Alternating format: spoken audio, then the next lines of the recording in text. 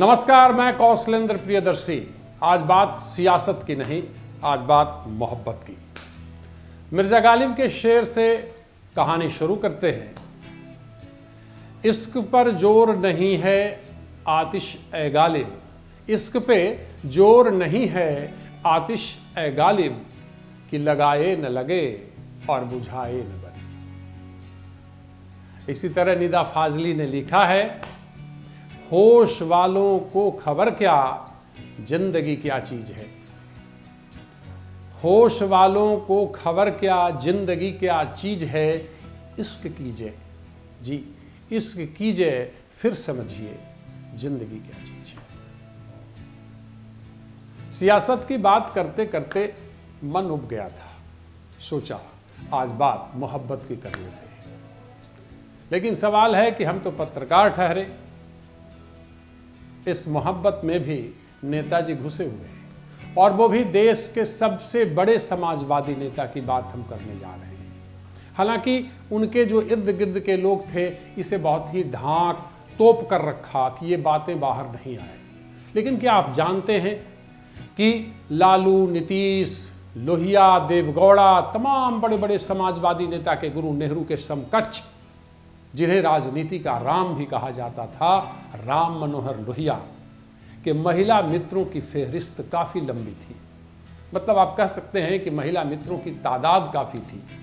लेकिन महिला मित्रों में कई थीं, लेकिन कहा जाता है ना कि टूटकर किसी एक को ही प्रेम किया जा सकता है।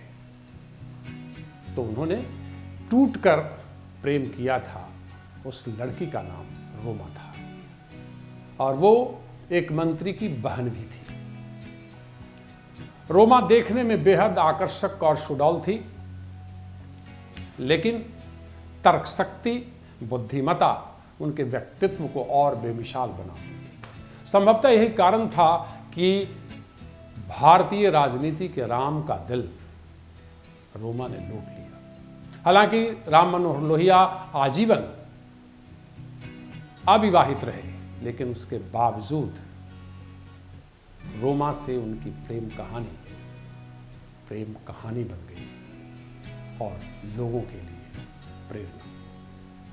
चलिए शुरू करते हैं। देश के सबसे बड़े समाजवादी नेता, जिनके महिला मित्रों की संख्या काफी थी, और रोमा से उनके प्रेम कहानी की कथा। जी हां, लोहिया किसी परिचय के मुहताज नहीं है। सहयोगी तो उन्हें जीनियस कहते थे। स्कूल और कॉलेज में लगातार प्रथम श्रेणी में पास होने वाले लोहिया उच्च शिक्षा के लिए जर्मनी भी गए थे। कुछ समय में ही उन्होंने जर्मन भाषा पर इतना अधिकार प्राप्त कर लिया था कि पूरा रिसर्च पेपर भी उन्होंने जर्मन भाषा में ही लिखा। मराठी, बंगाली, हिंदी, अंग्रेजी, जर्मन और फ्रेंच भाषाएं भी जानते थे। लेकिन कांग्रेस के एक बड़े नेता बसंत साठे कहा करते थे कि राम मनोहर लोहिया के महिला मित्रों की संख्या काफी है। पता नहीं उस समय जलते होंगे, लेकिन साथ साथ बसंत साठे यह भी कहा करते थे कि वो सबसे बड़े साफगोई से मिलते थे। कोई अंतर्भाव नहीं होता था, सबसे उनकी मित्रता बड़ी अच्छी थी। हाँ, उनके महिला मित्रों की संख्या काफी थी, लेकिन उनकी महिला मित्र जो थी वो बुद्धिमान थी, तर्क शक्ति से भरी होती थी और उन्हें दिल खोल कर चाहती थी। राम मनोहर लोहिया भी मानते थे कि स्त्रियों और पुरुषों के रिश्तों में सब जायज है, बशर्ते सहमति हो, उन्हें धोखा ना हो। पूरी जिंदगी उन्होंने जो रिश्ते रखे उसमें उनका पुख्ते तरीके से पालन किया कि कोई ब्लेम न लगाए। बड़ी तादाद की बात तो हमने बताई। उनके संबंधों को लेकर वह कभी झूठ नहीं बोलते थे, इसीलिए राम मनोहर लोहिया के निजी जिंदगी पर कोई असर नहीं हुआ। जैसा कि मैंने पहले बताया कि आमतौर पर लोहिया के जीवन में आने वाली महिलाएं सब के सब बड़ी बुद्धिमान थीं, लेकिन उनके रिश्ते सबसे अच्छे थे रोमा से। वो शायद ही और किसी से रही हो। रोमा को भी लोहिया के किसी महिला दोस्त से कोई एतराज नहीं था। वह खुद प्रखर और बौद्धिक थी। उन पर सिमोन द बोवार का प्रभाव था। यूरोप में रहने के दौरान वह लोहिया के संपर्क में आई थी। राम मनोहर लोहिया जिस रोमा को प्रेम करते थे वह रोमा साधारण परिवार से नहीं थी। रोमा एक मंत्री की बहन भी थी। उनके भाई बंगाल सरकार में मंत्री हुआ करते थे। 30 के दशक में जब लोहिया जर्मनी के हम्बोल्ट विश्वविद्यालय से मास्टर्स और पीएचडी करने गए, उसी दौरान रोमा से उनकी मुलाकात हुई थी, लेकिन वो प्यार में नहीं बदल पाई थी। जब धीरे धीरे उनकी मुलाकात बढ़ने लगी, दोनों एक दूसरे को जानने लगे। पत्रों के जरिए उस दौरान संवाद होता था, कोई मोबाइल फोन और चैटिंग की व्यवस्था तो थी नहीं। रोमा ने वहां रहने के दौरान सिमोन से मुलाकात भी की थी और उनका इंटरव्यू भी लिया था। जब लोहिया 1933 में भारत लौटे और गांधी जी के साथ आजादी के आंदोलन में कूद पड़े, रोमा भी लोहिया के साथ आजादी के आंदोलन में कूद पड़ी। इस दौरान दोनों और करीब आ गए। जब 1942 में अंग्रेजों भारत छोड़ो आंदोलन के दौरान लोहिया की गिरफ्तारी हुई तो वह उस दौरान कहा जाता है रोमा भी साथ थी। रोमा लंबी और काफी आकर्षक थी, हम पहले ही बता चुके हैं, लेकिन सबसे बड़ी बात उनके अंदर जो थी वो उनकी मेधा थी, तर्क शक्ति थी और बुद्धिमत्ता थी, जो उनके पर्सनैलिटी में 4 चांद लगाते थे। भला आप 50 और 60 के दशक में लिव इन रिलेशनशिप की बात हिंदुस्तान जैसे जगह पे सोच भी नहीं सकते, लेकिन राम मनोहर लोहिया ने अविवाहित रहते हुए भी रोमा के साथ रहने का निर्णय लिया और रोमा भी तैयार हो गई। रोमा को लोहिया के अन्य महिला मित्रों से कोई एतराज नहीं था। बता दें कि 60 के दशक में सांसदों को दिल्ली के रकाबगंज के पास आवास मुहैया किया गया था। उसी आवास में लोहिया के साथ रोमा रहती थी। कहा जाता है कि जब एक पत्रकार लोहिया से उनका साक्षात्कार लेने गया तो उन्होंने रोमा को बुलाकर कहा कि रोमा देखिएगा कोई उन्हें डिस्टर्ब न करे। मतलब वह जिंदगी रोमा के साथ रहे, वह भी एक पत्नी की तरह। इसके बावजूद लोहिया जी की अन्य महिला मित्रों के साथ दोस्ती पर खूब चर्चाएं होती थी, लेकिन रोमा को उससे रत्ती भर फर्क नहीं पड़ता था, क्योंकि रोमा भी लोहिया से बेपनाह मोहब्बत करती थी।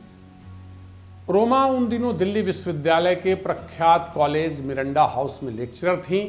वह इतिहास विभाग में थीं। मिरांडा में वह 1949 से लेकर 1979 तक पढ़ाती रहीं। वह छात्राओं के बीच काफ़ी लोकप्रिय थीं। उनकी पढ़ाने की शैली छात्राओं को काफ़ी पसंद आता था। वहाँ की एक छात्रा सुरजीत, जो बाद में भारतीय विदेश सेवा में चयनित हुई, उन्होंने कॉलेज के प्लेटिनम जयंती के मौके पर कॉलेज की मैगजीन में एक लेख में रोमा को अपनी पसंदीदा शिक्षकों के रूप में याद किया था। बता दें, राम मनोहर लोहिया की सबसे करीबी प्रेमिका रोमा का निधन 1985 में हुआ था। इससे पहले उन्होंने 1983 में लोहिया के पत्रों पर एक किताब लोहिया थ्रू लेटर्स प्रकाशित की। इसमें लोहिया के लव लेटर्स भी थे। रोमा ने 1942 के आंदोलन में शिरकत की। इससे पहले चिटगांव विद्रोह में भी उनका नाम आया था। बाद में उन्होंने सोशलिस्ट पार्टी ज्वाइन कर ली थी। जब लोहिया सांसद बने तो उन्होंने उनके घर का जिम्मा भी संभाल लिया।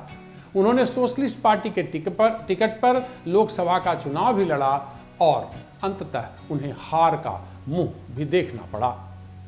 जैसा कि आप जानते हैं कि लोहिया का निधन 1967 में हो गया था। हालांकि निधन के बाद उनके समाजवादी पृष्ठभूमि और उनके नेतृत्व पर काफ़ी कुछ लिखा गया।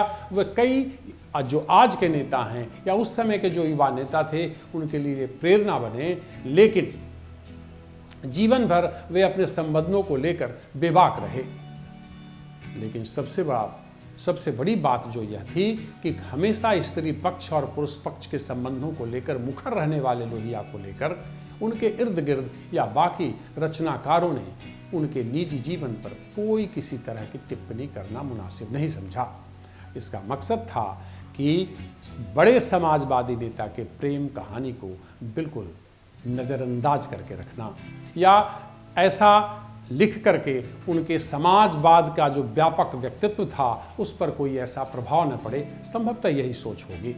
लेकिन कहा जाता है ना कि मोहब्बत तो मोहब्बत है, वो किसी को भी हो जाए तो इसमें कोई बात नहीं। और इसमें से समाजवादी लोहिया भी थे, जिनकी महिला मित्रों की संख्या काफ़ी थी, लेकिन टूटकर अगर किसी से उन्होंने मोहब्बत किया तो वो रोमा थी।